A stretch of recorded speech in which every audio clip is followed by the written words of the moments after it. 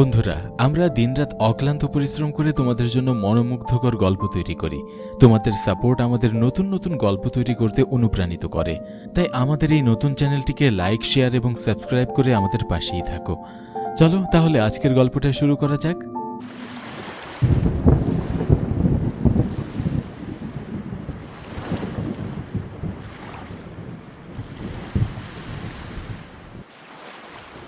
ধীরে ধীরে চারদিকে সন্ধ্যার ঘন অন্ধকার নেমে এসেছে। ঘড়ির কাঁটা জানিয়ে দিচ্ছে এখন আনুমানিক সন্ধ্যা 6টা বাজে। আকাশে বজ্রের গর্জন শোনা যাচ্ছে। দূর থেকে দেখা যাচ্ছে পিছনে বিস্তৃত জলরাশি আর সীমানার ওপারে অস্পষ্ট গাছপালা। নদীর পাশে ছোট্ট একটা কাঠের ঘাটে নৌকাটি এসে থামে। নৌকাটি থেকে নেমে আমি কাদা মাটিতে পা রাখলাম। উফ, কি হাওয়া রে বাবা! শ্বশুরবাড়িতে যাওয়া না হলে আজ আর নামতামই না। হাড় কাঁপিয়ে দিচ্ছে বাতাসটা।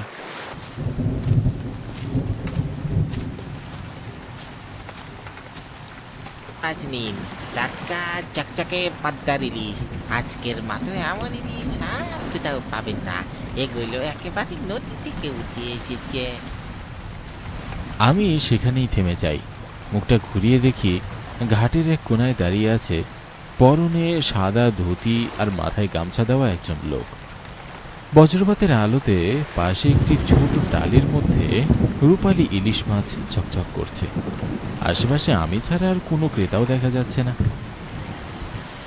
এই বৃষ্টিতে মাছ বিক্রি করেন আপনি? কত করে দিচ্ছেন?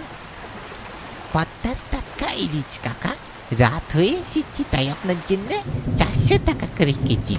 আজকে শুধু 1 কেজি বাকি আছে। ভাগ্য ভালো কিন্তু আপনার বলতে হবে। এতদিন পর শ্বশুর বাড়ি যাচ্ছি, কিছু না নিয়ে গেলে কেমন দেখায়। আর মাছগুলোকে দেখতে ভালোই তো তরতাজা মনে হচ্ছে। আচ্ছা দিন, আমাকে পুরো 1 কেজিটাই দিয়ে দিন। আমি মাছটা হাতে নিয়ে মাছওয়ালার দিকে তাকালাম। মাছওয়ালা আমার দিকে তাকিয়ে একটা হাসি দিয়ে বলে, বুঝলেন কাকা বাবু, এই ইলিশ খুবই দামি মাছ, সবার ভাগ্যে জোটে না। আচ্ছা তাহলে তো বলতে হবে আমার ভাগ্যটা আজ ভালো। আমি মাছের টাকাটা পরিশোধ করে কাদা মাটিতে হাঁটতে শুরু করলাম। চারপাশের অন্ধকার আরো গাঢ় হয়ে আসছে আর বাতাসে উড়ে যাচ্ছে গাছের পাতাগুলি। বাতাসের জোর এত বেশি ছিল যে ছাতাতেও কোনো কাজ হচ্ছিল না। বৃষ্টির পানি ভিতরে ঢুকে শরীর ভিজে যাচ্ছিল। রাস্তা দিয়ে চলতে চলতে দূরে একটা চায়ের দোকান চোখে পড়ল। হারিকেনের আলোয় স্পষ্ট বোঝা যাচ্ছে। আমি ছাতা নিয়ে হাঁটতে হাঁটতে সেদিকে এগিয়ে গেলাম। এই বৃষ্টির রাতে কোথায় চললেন? সাথে তো দেখছি ইলিশ মাছও এনেছেন। শ্বশুরবাড়ির দিকে যাচ্ছি ইলিশ মাছ নিয়ে। সকালে সময় হয়নি তাই এখনই রওনা দিয়েছি। শুনুন বাবু, এত রাতে এই রাস্তা দিয়ে একা একা চলাফেরা করবেন না, বিশেষ করে মাছ নিয়ে তো নয়। পুরনো লোকেরা বলে এদিকের রাস্তায় নাকি রাত গভীর হলে ভালো কিছু দেখা যায় না। খুব সাবধানে চলবেন বাবু। এসব কথাই আধুনিক যুগে এসে মানুষ বলে নাকি? হ্যাঁ, এগুলো তো কথার কথা। কথার কথা নয় বাবু, যারা শুনেছে তারা জানে। এখনো মাঝে মাঝে লোকজন হারিয়ে যায়, বিশেষ করে যারা মাছ বা খাবার নিয়ে রাতে রওনা দেয়। চাইলে আরও কিছুক্ষণ এখানে বিশ্রাম নিতে পারেন, বৃষ্টিটা একটু কমুক। আমি ইতস্তত করি। বাইরে তখনও ভালোই বৃষ্টি হচ্ছে। বাতাসের শো শো শব্দে দোকানের টিনের চালা কেঁপে ওঠে। মনে মনে ভাবি থেমে থাকবো নাকি রওনা দিব। কিছুক্ষণ অপেক্ষা করার পর মনে হলো আর দেরি করা ঠিক হবে না। শ্বশুর বাড়িতে পৌঁছাতে দেরি হলে আবার সমস্যা হয়ে যাবে। আচ্ছা আমি চলি তাহলে। ভালোভাবে যাবেন বাবু, রাস্তায় যদি কোনো কিছু ডাকাডাকি করে পিছনে ফিরে তাকাবেন না। মনে রাখবেন, পিছনে ফিরে তাকাবেন না কোনোভাবেই।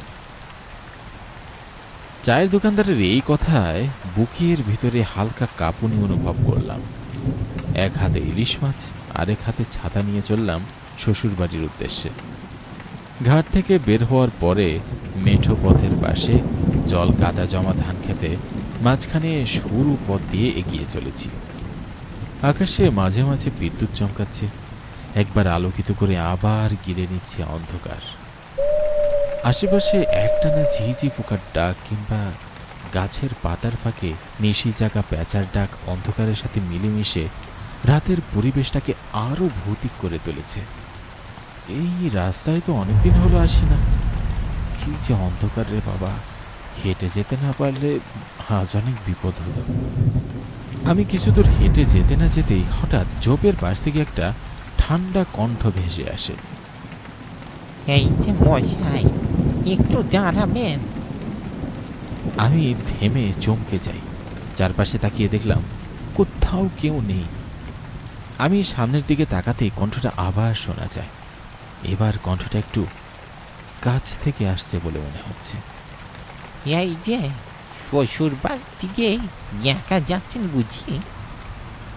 বিদ্যুতের হালকা ঝলকানিতে চোখের সামনে আবছাভাবে ফুটে ওঠে একটি মানুষের অবয়ব। মধ্যবয়স্ক একজন লোক দাঁড়িয়ে আছে আমার কিছুটা দূরে। মাথায় চুল ভেজা, পরনে ধুতি। প্রথমে দেখা যায় খুব স্বাভাবিক, কিন্তু কোথাও যেন একটা অদৃশ্য খাপছাড়া অনুভূতি ঘিরে ধরেছে আমাকে। কে আপনি? কোথা থেকে এলেন? এই পথেই যাচ্ছিলাম বাবু, আপনারই দেখে ভাবলাম একসঙ্গে গেলে ভালোই হয়।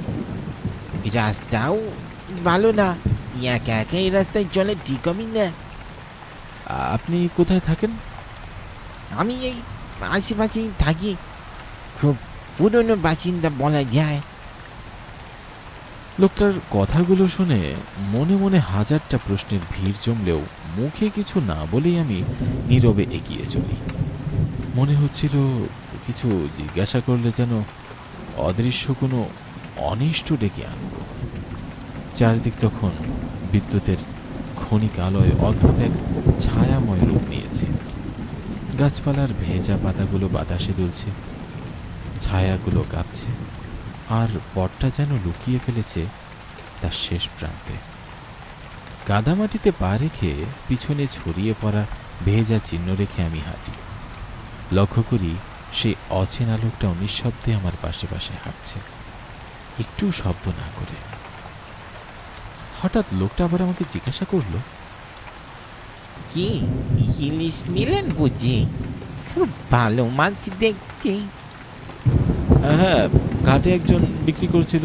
শ্বশুর বাড়ি যাচ্ছি তো, জামাই মানুষ নিতে তো হবেই।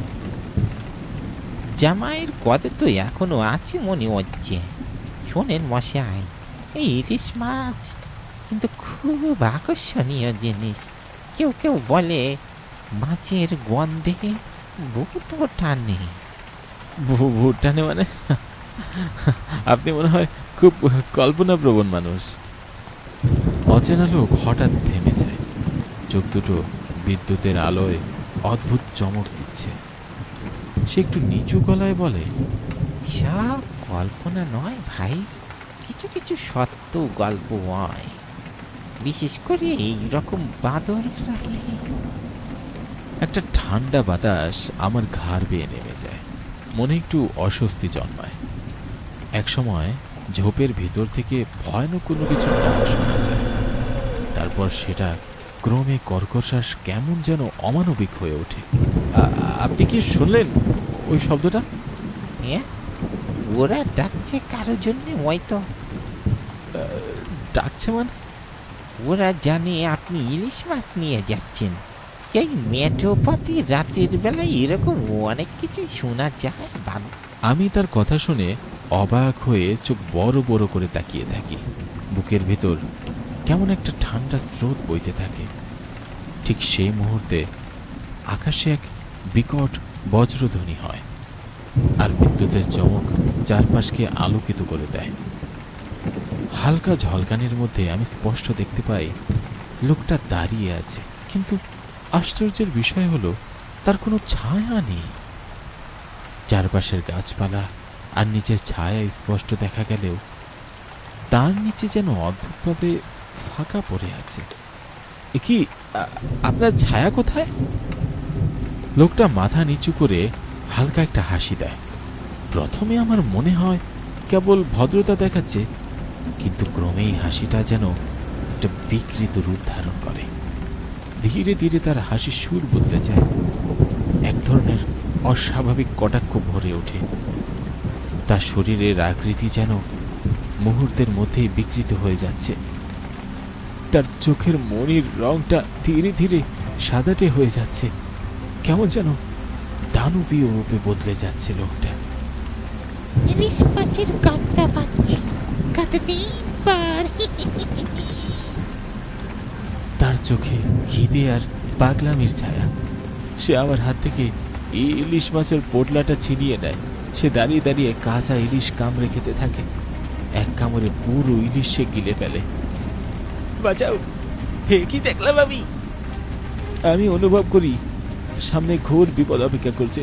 বুঝতে পারি এখন যদি পালাতে না পারি তাহলে হয়তো এই রাতের চিরস্থায়ী অন্ধকারে আমাকে মিশে যেতে হবে। শরীরের সমস্ত শক্তি এক করে প্রাণপণে দৌড়াতে শুরু করি। চারপাশের কোনো কিছুই তখন আর পরিষ্কার দেখাচ্ছে না, কেবল মাথার ভিতরে একটাই আওয়াজ বারবার ঘুরপাক খাচ্ছে, দৌড়াও দৌড়াও দৌড়াও, পালাও এখান থেকে।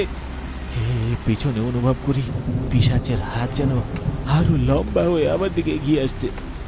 আমি দৃষ্টি না দিয়ে কোনো কিছু না ভেবে দৌড়াতে থাকি, শুধু সামনে, শুধু বাঁচার তাকিদে। কিন্তু দৌড়াতে দৌড়াতে হঠাৎ এক শক্ত কিছুর সাথে প্রচন্ড ধাক্কা খাই।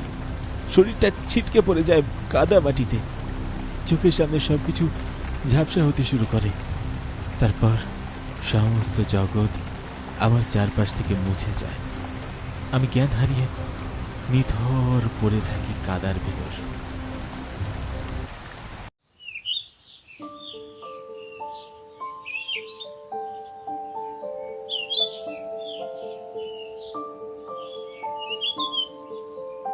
পরদিন সকালবেলায় আমার জ্ঞান ফিরতে আমি দেখলাম আমার শ্বশুরবাড়ির বিছানায় আমি শুয়ে আছি। ভাগ্যিস বড় কোনো বিপদ হয়নি, এবারের মতো চোর বাঁচা বেঁচে গেছি।